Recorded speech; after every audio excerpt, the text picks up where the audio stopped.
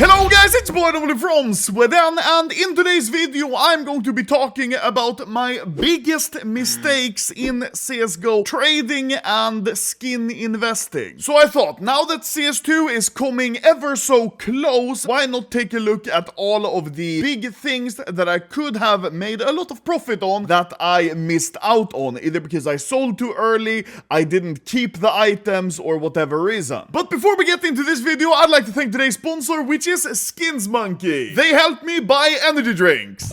They're one of the best and easy to use trading sites for CSGO, and it's perfect for switching up your inventory to play with new skins, especially now for CS2. And by clicking the link in the description or using code ANOMALY, you get a deposit bonus of up to 35%, which is insane. And if you're making your first trade, you can also put code ANOMALY and you get up to $5 for free. Plus, they've got many nice extras like freebies for free skins and free balance and 24/7 support. So if you want to try them out, then please do so from the link in the description, and thank you once again Skins Monkey for sponsoring this video. Now, the first item, obviously, that I missed out on a lot of profit that I did buy were, of course, the EMS Kato 2014 capsule. Both the Challengers and the Legends, I actually owned 41 each. And it's not like I bought them later on, no. I literally bought them during the sale for 25 cents each. Now, to not just bullshit you guys and say, oh, I used to have 41 of these, you know, people are gonna comment, haha, no, Anomaly, you didn't have 41, you are a fat lying shit. I decided to log in to my oldest Steam account here on another browser. And obviously with this information, we can scroll down quite a bit to see some very interesting information. So as you can see, just by searching EMS Katowice 2014, we can see that on the 7th March, I'm pretty sure that's the day they introduced these capsules, I purchased 20 of the Legends capsules and 20 of the Challengers capsules. Now as you can see, I bought these when they weren't on sale, but if we scroll up a little further, I did indeed buy 20 more of each during the sale. So I literally bought 20 Kato 2014 capsules for 3.8 euro. That means I got 40 for literally under 8 euro. What? But the problem is, I didn't keep these stickers. As you can see, on all of these items, it says, used to unlock container. 3D Max Holo I opened. I opened an LDLC Holo. Oh, no! On the 7th March at 9:42 p.m., I opened a Titan Holo, which now today is like $60,000. Yep.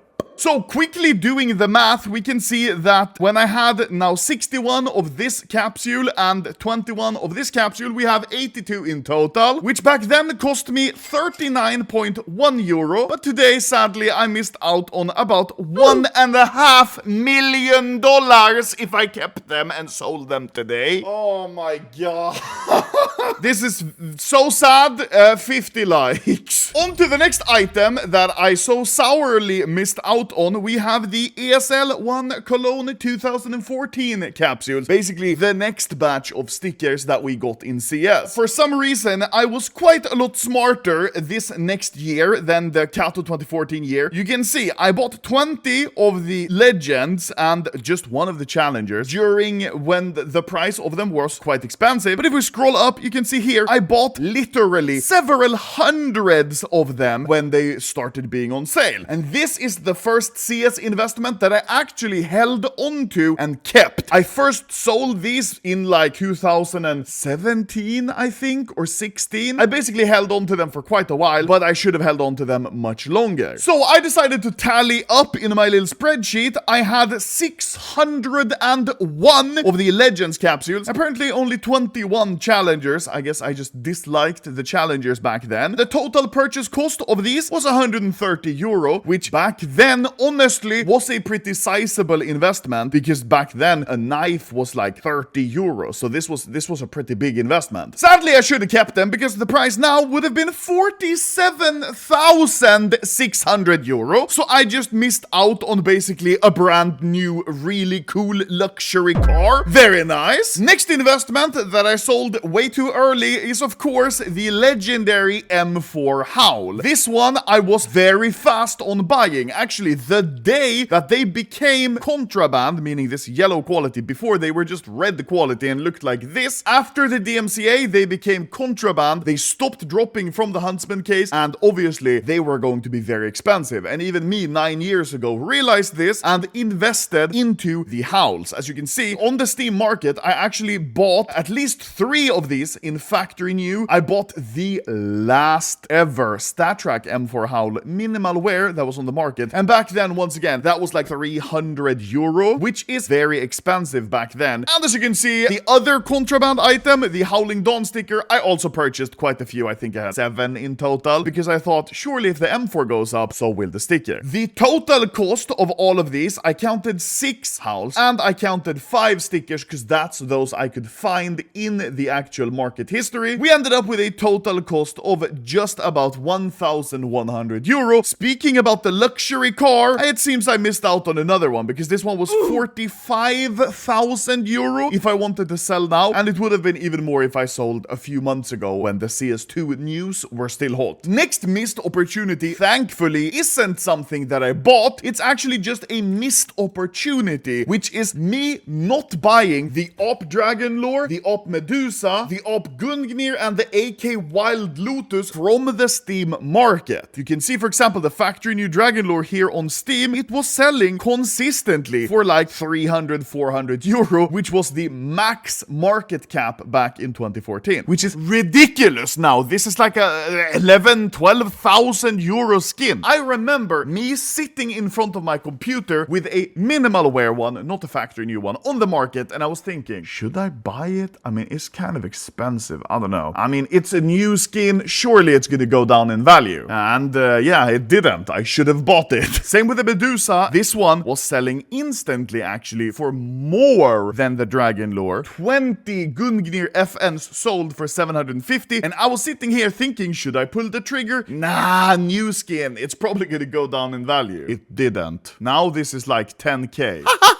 And finally, same with the AK Wild Lotus. Many tens, if not hundreds, sold in the first few months, and I didn't buy because I thought surely they're gonna go down. Here, I can't really gauge how much money I lost out on. Let's just say on each Dragon Lore I didn't buy, I lost about 9.7 thousand euro at least. Let's say that I would have bought at least 2 D-Lores, which is similar to what I bought the Howls for. That means I basically lost out on 20k. The Gungnirs, let's say I would have bought 2 of those as well. That's another almost 20,000. And same with the AK Wild Lotus. So let's just say 60,000 lost. Potential profit, which is very sad. Also, is my camera shaking when I do this? Next up is actually skins that I had with the intention of keeping that I ended up selling. It was my full collection of every single Ruby and Sapphire knife back in like 2015. Back then, Ruby and Sapphire only existed in Karambit, M9, Bayonet, Flip Knife, and Gut Knife, so the original 5. I even made a full showcase video on it, which was very cool. Now looking back at it, the edit was kinda ass, but still, it's fine. And doing my calculations, you can see here, we have a total of 10 knives that cost me back then around 5 to 10,000 euro. I'm not sure exactly how much they cost. Either way, 5 or 10,000 doesn't really matter, when in today's market, they would be selling for over 61,000 euro, which is very sad. This could have been me, guys. So here in my garage, my 3 luxury cars that I bought from CS Investing. And the last missed opportunity that I could think of course, is not keeping all of my blue gems. The first one that comes to mind is, of course, my 661, which looks like this, but mine was StatTrak, so making it even more expensive, which I actually hit in a trade-up back in 2014. And basically, since I got this AK from a trade-up, I didn't really pay anything for it. I just paid the cost of the trade-up. And I also had an M9 blue gem that was called Oceano. I made even like a showcase video for it, and it was really cool. It was my first blue gem showcase, and mine was well worn. I still remember it. Very cool. I have the footage of my actual trade. I traded a StatTrak AK Case Hardened factory new. I don't think it was any nice pattern on it. I never had a factory new blue gem. And then just a bunch of keys and a StatTrak AK Fire Serpent, and that was the full trade. So I just estimated to around €1,000 or so. I don't know exactly, but let's just say that. And the final blue gem I'm sad I didn't keep is the Bayonet case hard-end blue gem with the best pattern, which is 555. This one I think as well I just got for like few thousand, like not much compared to the value today, which you can see here. The AK's value today is roughly €200,000. The M9's price today is roughly €30,000, which is very expensive. And the Bayonet blue gem's value today roughly €8.2k, which means just on these 3 skins I lost out on basically €235,000, which is very nice to think about. Haha. Which means all of these put together, I missed out on approximately $2 million worth of profit if I just kept these skins and never sold them. What the fuck? That's 21 million Swedish, which means that I could literally have afforded this fucking castle in Sweden, which is very funny to think about.